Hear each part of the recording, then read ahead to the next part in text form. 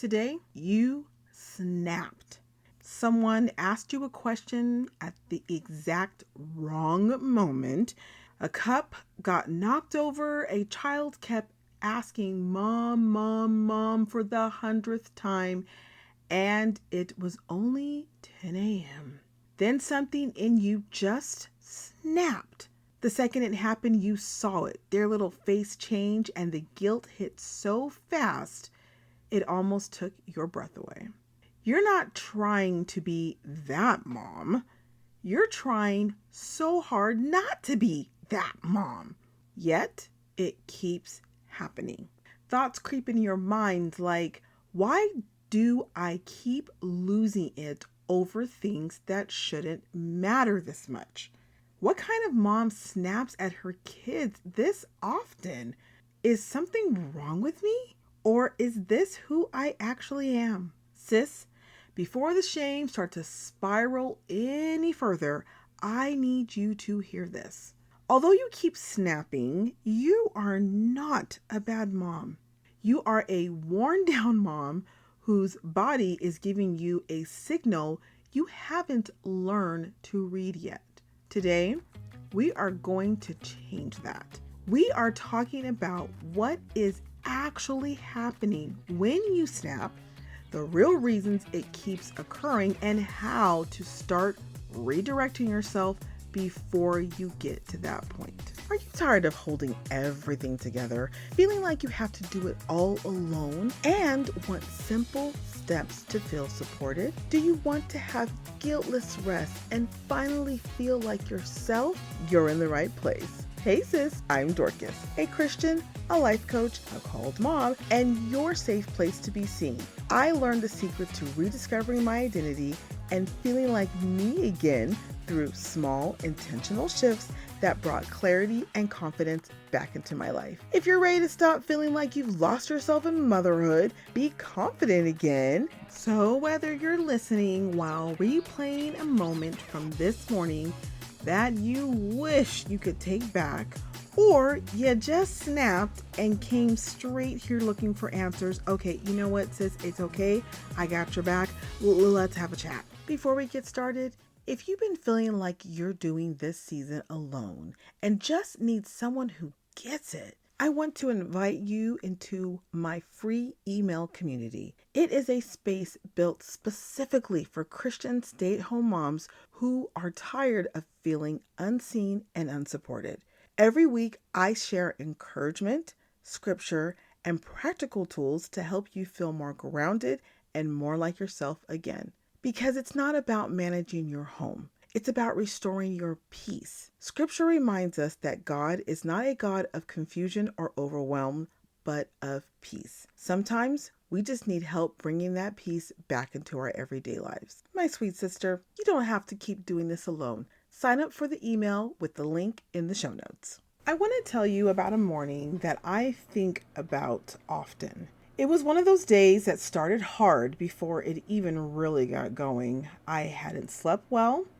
The morning routine had already gone, out the door sideways, and I was behind on everything before 9 a.m. I was standing at the kitchen counter trying to hold the morning together when one of my beautiful children came in and asked me a completely reasonable, innocent question. You know what I'm talking about. Simple question. I don't even remember what the question specifically was, but because of the way I was feeling, I snapped an answer at that poor child. It was sharp, it was impatient, and the tone able to cut right through the room. Regrettably, I watched my child shrink. That sad face that was afraid to cry turned away from me and walked out of the room. I felt the deep ache in the pit of my stomach. I stood there in the kitchen, hating myself. What just happened? In my mind, it was 100% unforgivable. I remember just standing there clenching my jaw, especially because I realized that was the third time I had done that week. I was so tired of apologizing to my children for the same thing that I should have been able to control. I remember thinking, why can't I just stop doing this? I'm going to mess up this precious relationship with my child if I don't get it together. For a long time, I thought the answer was that I needed more patience or more self control or more discipline. And sometimes I think I was just clearly running short on all of those things. Here is what I know now that I didn't know then. Snapping is almost never about patience. It is almost always about a nervous system that has been pushed past its limits, a body that has been carrying too much for too long, and a signal that something needs to change before I hit that point. So let me ask you, what if the snapping isn't a character flaw, but it is a signal your body has been trying to send you for a while? Can you relate? Let's talk about that. Let's talk about what is actually happening in your body and the 4 things that I learned to help me stop snapping and get ahead of it before it happens. First, snapping is a symptom, not a character flaw. The most important reframe I can offer you today is snapping is not evidence of who you are. It is a symptom of what is happening inside your body. When your nervous system is overloaded, when the sensory input is really, really high, when the mental load is just overwhelming, and the emotional labor and the physical exhaustion, when all these things are stacked up on top of each other, your brain shifts into a threat response. In that state, your capacity for patience, regulation, and thoughtful response shrinks dramatically. Not because you are an impatient person, and yes, I know we can all grow in patience, but that's not what this is about. It is because your brain is in survival mode. It does not have access to the functions that help it stay calm. It is the best way I can think to describe the fight or flight situation. It is always ready for the fight. Second, you can learn what was actually happening right before you snapped. Snapping rarely comes out of nowhere. It is almost always with a buildup. A series of moments that stacked quietly until something tipped the scale. When you learn to notice that buildup, you can catch it before you snap. Your body gives you warning signs long before you get to the point of losing it. And there are different signs that you can learn to be aware of so that way when they're happening, it will trigger you that, I'm about to have a moment where I'm going to snap. So some examples of the way a body may show signals is things like the shoulders tightening. You have short answers when people are asking you questions. When things start to feel louder, that is definitely one of those signs. Maybe you notice irritability and that seems to disappropriate what is happening around you. So you're already irritated and some minor thing is occurring, like maybe a child's toy playing in the background, and it is just hitting all the buttons for you at that moment. Signals like these aren't random. They are your nervous system waving the caution flag and saying, we're approaching capacity. Something needs to change now. Take a moment and think back to the last time you snapped. What was happening in the 30 minutes or maybe even the few moments before you snapped? How long had it been since you had a little break? How many demands had already come your way at this point? Were you hungry?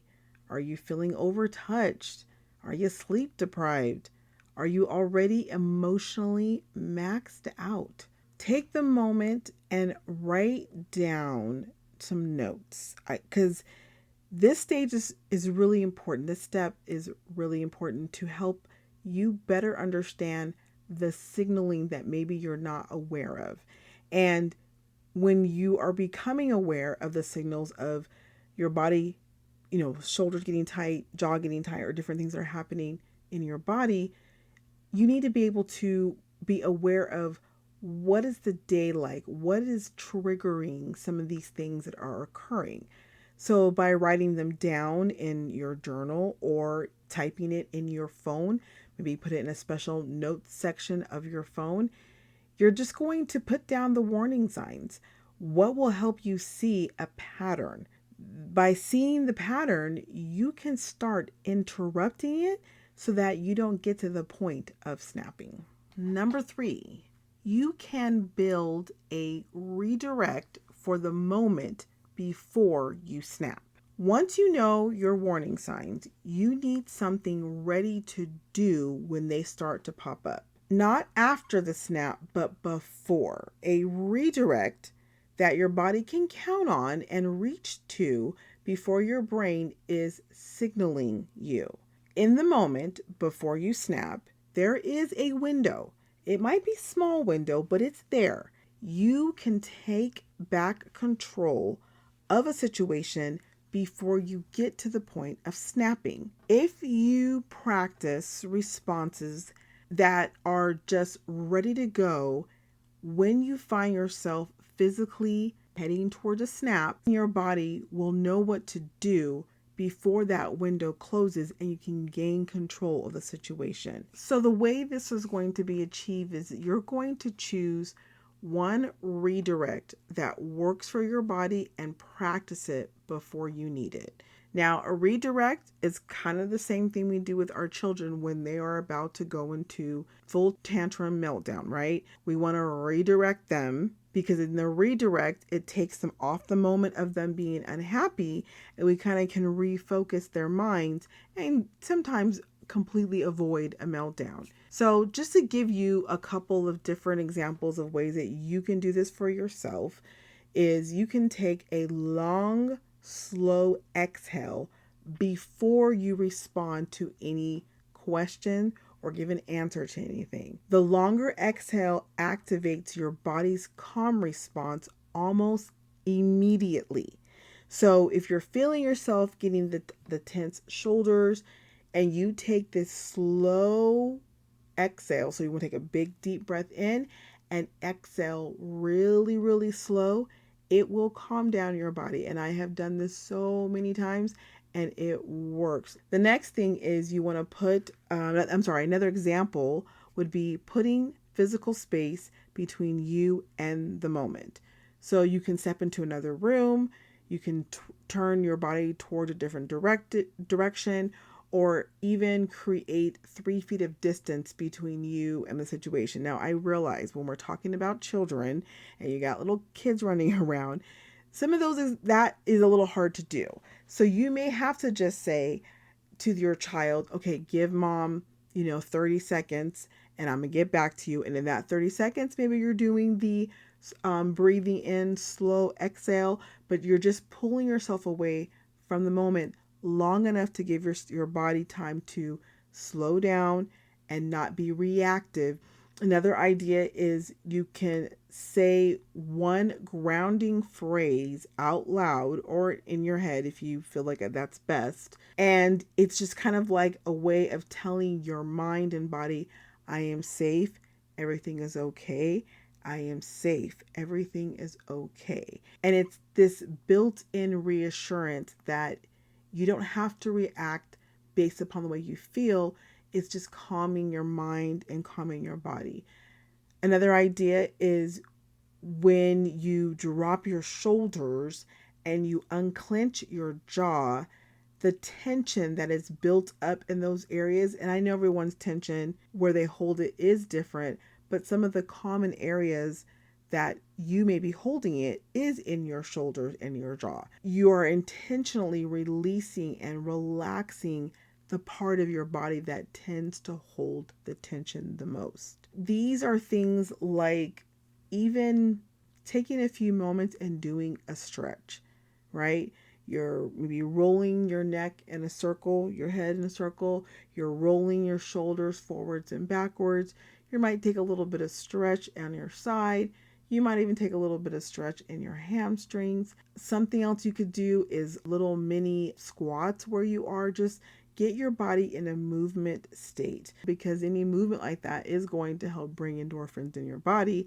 But more importantly, this is a retraining of the mind and body to do things differently versus heading towards that snap, which has been your go-to up to this point. The redirect doesn't have to be big. These examples that I gave you are just examples. If you find something else and you do some more research and you find there's something else that works for you, sis, have at it. The whole goal of this is just to make sure that you are redirecting yourself, that you do not fall into that trap and start snapping at your kids. Remember, this just has to be practiced enough so your body can reach for it when the brain starts running hot. Last but not least, you can repair without over apologizing. Even with the best redirect, there is still moments where you're going to snap. When this, or if it happens, what you do next matters more than the snap itself. Repair is one of the most powerful things you can model for your children. You're not perfect. And my sister, that is okay. We need to show our children that we can be Christ followers, full of the love of Jesus, but still make mistakes and show accountability to the mistakes that we make. When we are focusing on repairs, it's the ability to say, I got that wrong. I'm sorry. Let me try again. This teaches your children something so special that no perfect parenting moment could ever teach your child. It shows them that relationships can hold hard moments, that love doesn't disappear when someone loses their patience, that coming back to each other after an uncomfortable moment is not just possible, but it is what love actually looks like. Here is the balancing point. Repair is a reconnection. Depending on the age of your child, a simple, honest, I'm sorry I snapped at you, that wasn't fair, I love you, is good enough. You don't need to over-explain, you don't need to over-apologize, and you don't need to make it all about the guilt. Keep it clean, keep it warm, and keep it about them. So if there is a next time where you snap at your child, name what happened. Be honest and name what happened. Take responsibility. Take the moment to reconnect with a good I love you and a hug and a kiss. And that's enough. It is more powerful than you know. So today, if you have been carrying the guilt of snapping and wondering why you just can't get it together, I would love for you to remember this. First, snapping is a symptom, not a character flaw. It is your body signaling that something needs to change. Second, learning what was happening before the snap will build up the information so you can learn to read the signals sooner. Third, build a redirect for the moment before it happens. A practice response your body can reach for before the window closes. Fourth, repair without over apologizing. A simple, warm reconnection is enough. This is a great Christ-centered lesson to your child that mommy is not perfect. It's okay that mommy's not perfect, but she still loves very much. You are not the mom who snaps. You are the mom who is trying to understand why and do something about it so that you don't become the mom that always snaps. You taking the time to be aware and change, actively change, it's going to make all the difference in the world. not just for you, but for that relationship between you and your children. Start there. Hey mama, I hope you enjoyed today's episode. If so, would you take 30 seconds and share it with a friend who is deep in the chaos and could use it today? Also, please leave a quick review for the show on Apple Podcasts or Spotify. Remember, you are my inspiration, so your review lets me know I'm blessing you. Don't forget, set up automatic downloads so you'll never miss an episode. Alrighty, I'm off to dance to the exit music, top off my iced coffee, and pretend I didn't just hear, "Where's Mom?" being yelled from the other room. I'll meet you soon for another episode. Bye, beautiful.